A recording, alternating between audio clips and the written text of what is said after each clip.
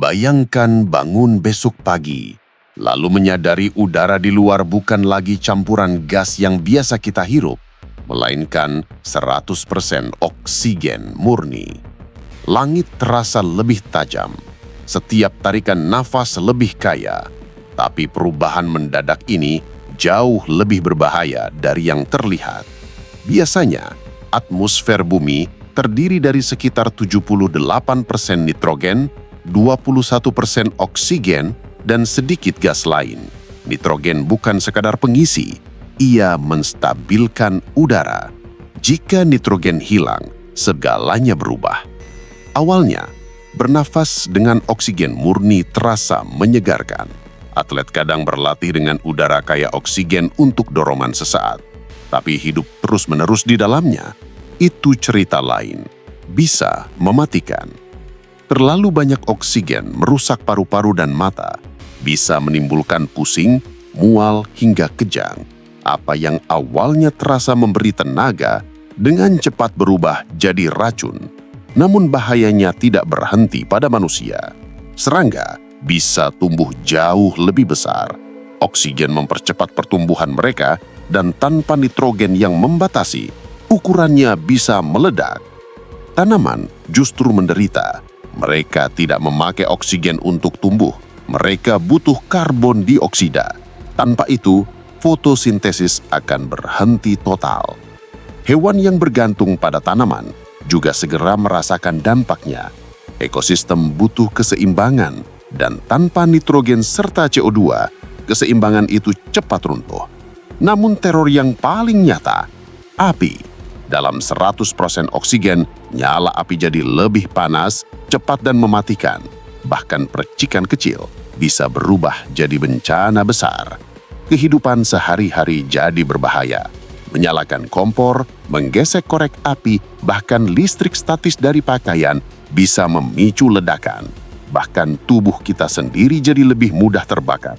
Rambut, minyak kulit, pakaian, semuanya jadi bahan bakar yang gampang menyala.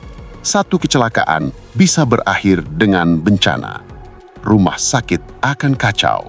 Oksigen murni meningkatkan risiko kebakaran di peralatan medis, dan pasien dengan tabung oksigen ada dalam bahaya besar. Pabrik, pembangkit listrik, dan stasiun bensin jadi bom waktu. Percikan kecil bisa memicu ledakan yang cukup menghancurkan seluruh kawasan. Penerbangan akan berhenti total. Mesin jet yang biasanya aman akan terbakar tak terkendali di udara kaya oksigen, berisiko meledak di tengah penerbangan. Mesin mobil pun terganggu. Pembakaran jadi tidak stabil, menyebabkan kendaraan mogok, terlalu panas, bahkan meledak. Besi dan baja akan berubah sifat.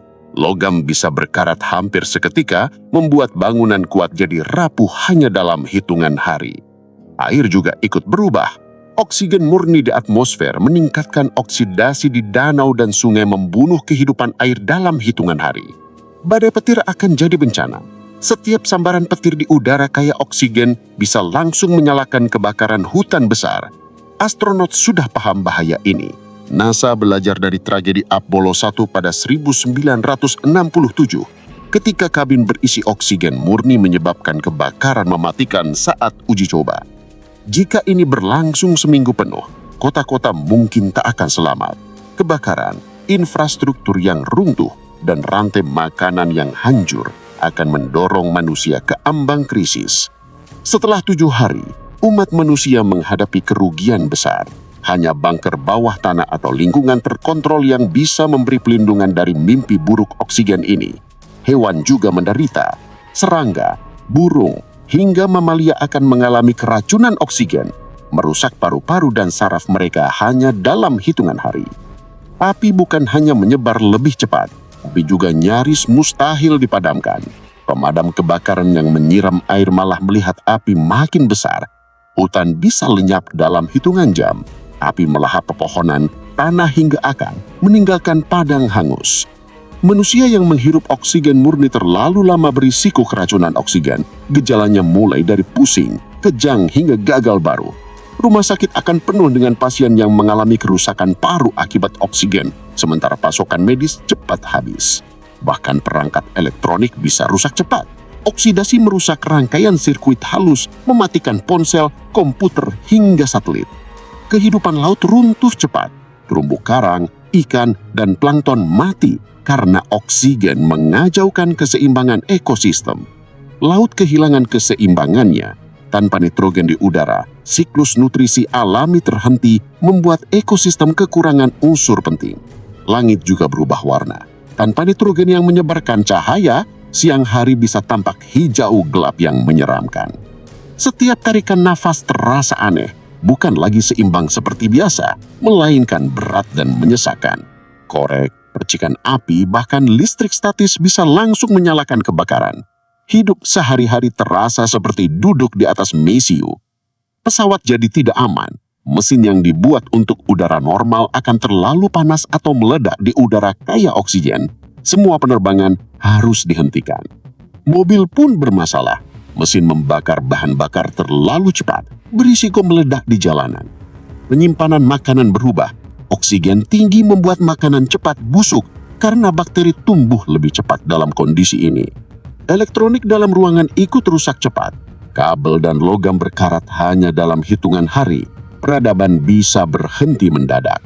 Monumen luar ruangan, jembatan, hingga gedung pencakar langit berkarat dengan kecepatan mengerikan, membuatnya runtuh dalam beberapa hari. Kapal di laut pun ikut berkarat. Halung kapal dimakan oksidasi lebih cepat dari kemampuan kru memperbaikinya. Senjata militer dan kendaraan ikut terganggu. Tank, pesawat sembur, dan senjata macet atau rusak membuat perang mustahil dilakukan.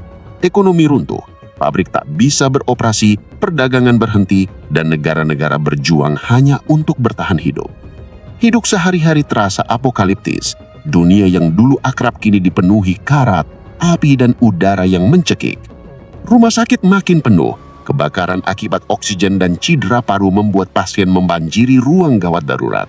Petugas darurat kewalahan, api yang menyala dengan oksigen lebih cepat dan panas tak bisa dikendalikan air atau busa. Alam tampak asing. Hutan bisa terbakar hanya karena satu sambaran petir mengubah lanskap jadi lautan api. Kota pun rentan. Satu percikan dari pipa gas bisa menghapus seluruh pemukiman. Secara psikologis, manusia hidup dalam ketakutan. Setiap nafas, setiap percikan, setiap api kecil terasa seperti ancaman maut. Agama dan budaya mungkin menafsirkan minggu oksigen ini sebagai ujian ilahi atau tanda kiamat, memicu doa massal atau kepanikan. Badan antariksa akan mempelajari fenomena ini, mencatat bagaimana bumi berubah ketika penuh dengan oksigen, dari ekosistem, iklim, hingga teknologi. Saat minggu itu berakhir, kembalinya udara normal membawa kelegaan besar, meski kerusakannya tetap ada. Orang akan menghargai udara normal lebih dari sebelumnya. Oksigen yang dulu tak terlihat, kini jadi simbol keseimbangan dan kehidupan. Kisah seminggu penuh oksigen murni akan jadi pengingat abadi. Terlalu banyak dari sesuatu yang baik bisa menghancurkan dunia yang kita andalkan.